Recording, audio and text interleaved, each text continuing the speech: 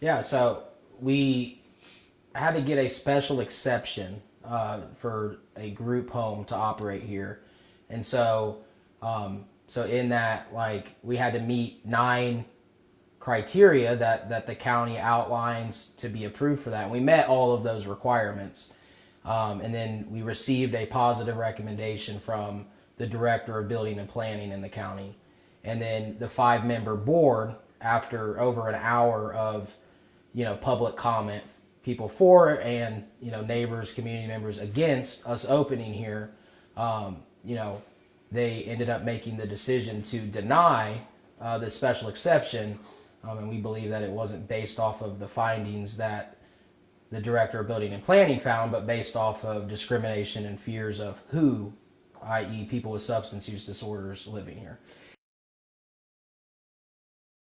It honestly felt like knives being stabbed because I'm a person in recovery, and hearing the way that people in the community view those with a substance use disorder, it's heartbreaking. These are people who deserve a chance at a new way of life, and we need those types of services in our community where there's been many overdose deaths over the years. And being a person in recovery and hearing the things, the villainization, the criminalization, and just really hatred towards people with substance use disorders, it's really heartbreaking. Yeah, I mean, my first thing I'd say is I love you, and that, like, I completely understand where fear comes from, and like fear is not of God. And my hope would be that they would come to know Jesus, and that their hearts would be filled with compassion for the lost and the needy, and that it would change their perception on it because their hearts would be changed. This house was going to house 6 women with one house manager, a woman who would live here full time to help run the house. And we would provide, it's a recovery residence, so we would provide a structured environment where we guide them and help these women get on a path of walking with Jesus, to learn their identity in Him, and that they're valuable and that they're worthy, and that they have purpose and that He has a plan for them. We would teach them how to stay sober. We would give them life skills, employment opportunities, structure to help get kids back in their life, and things like that. So in Hendricks County, there are no women's recovery residences, which means, if a woman is needing a structured, supportive environment to help get back on their feet and help stay sober, there are none here. And so having that in a community like Hendricks County is needed because there aren't any. I mean, without a structured environment, and you have nothing, you've lost everything. Without having that, then you're left with, living in hotels or going back to old people places and things. And so not having those things, it doesn't help in the recovery process. Like, having recovery housing is needed in these types of communities, in residential neighborhoods, because if we continue to treat people with substance use disorders like outcasts, and we tell them, hey, you can have this type of program, but it can't be around anybody, and you guys need to be in a cornfield somewhere. What does that say? That we are outcasts from society? And unfortunately, that's how people view that. But it's needed for someone to get on the path of recovery.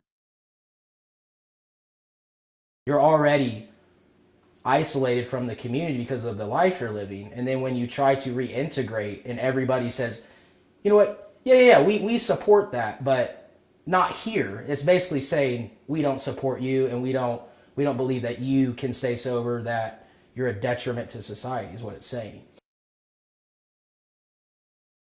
Unfortunately, because of the Hendricks County Board of Zoning and Appeals decision to deny us the special exception, we're going to have to sell the home now. So, which is unfortunate because, my wife and I bought this home. It was a drug house. I mean, there's like pictures right there on that thing. So this was a drug house, and we bought it, and we rehabbed it and redeemed it. And so this house was a detriment to this neighborhood. And now the house looks like this, and we've remodeled it and redeemed it. And so, and then we decided, we felt God asked us to make this the women's house. And so we moved out of here and went and got a rental, and we're giving up our own house to let this become the women's house. And so now we're gonna have to sell it. We'll have to pay capital gains on it because we haven't, we planned on owning this house forever and doing this. And so now we're gonna have to sell it and I guess move on down the road until something in the community changes. Now we'll immediately, as soon as we sell, begin looking for something else. But in the meantime, because we're not going anywhere. We're in this for the long haul. God has called us to serve this community and to help bring Jesus, to help solve addiction, and because he is the healer. And so we're not going anywhere. We're going to continue to voice what our disagreement with the county's decision. We're going to continue to push the boundary of saying, like, hey, we need these services here. We need people changed hearts. We need communities and churches to rally behind these types of ministries, because if we don't have it, people will continue to die from overdoses. People will continue to be on the streets, and people will continue to commit crimes because the root issue is not being solved. Number one, our children's bus stop is here, and having drug addicts nearby is dangerous. There's a park through the woods behind us. Our children play there. Again, safety for your children. They have criminals living there. There could be needles in the front yard. What if somebody relapses and comes walking through the neighborhood? Old people live in this neighborhood. They could con them out of their money, which was probably the most hilarious one. Their boyfriends, who are drug dealers, could come to the house. You don't know who their boyfriends are. Don't you know the relapse rate? Even mental health professionals arguing against this that work with substance use disorder. The relapse rate, 6 months, that's not very long. 3 months, that's not very long. They could relapse and hit our children who play in the street. There's no street lights, stop signs, or sidewalks in this small neighborhood, and thus it could be dangerous because clearly drug addicts don't know how to drive. If there were an issue with street lights, stop signs, and sidewalks in this neighborhood before, the county should have put street lights, stop signs, and sidewalks in this neighborhood. All of a sudden, it's a danger because 8 more or 7 more people would be living here. Oh, no, 7 more people who have a substance use disorder are living here. Because there could be 7 people living here at a time. The septic system could explode and cause it could leak into the tributaries and cause environmental damage, which is not true because anybody's septic could do that. And also, they looked at the septic and it was inspected and it's fine.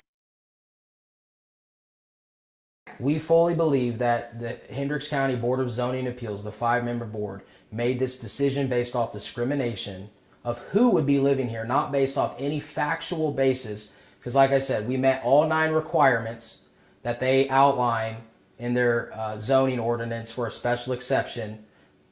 We met all 9 of those requirements and received a positive recommendation from the individual who checks those.